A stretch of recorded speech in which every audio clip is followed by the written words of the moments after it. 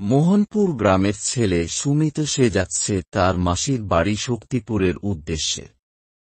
গ্রামের ধান ভরা জমির পাশ লাগোয়া রাস্তা দিয়ে সে দীর্ঘ 2 ঘন্টা পথ অতিক্রম করে নিয়েছে।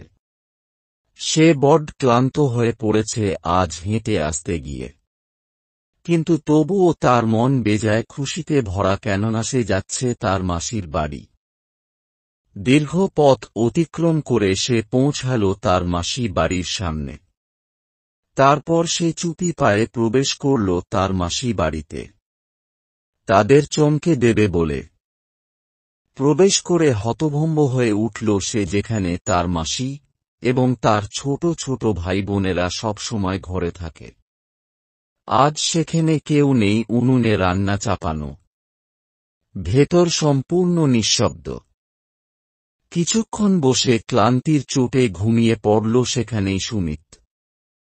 হঠাৎ তার ঘুম ভাঙে গেল মাঝরাতে, তখনও দেখে ঘরে কেউ নেই, বাইরে নিশি অন্ধকার। তখন বাইরে এসে সে দেখে শিয়াল হুক্কা হুয়া এবং কুকুর ডাকছে ঘেউ ঘেউ করে, তাতে তার ভীষণ ভয় হয় এবং সে ছুটে পালায় সেই মুহূর্তেই।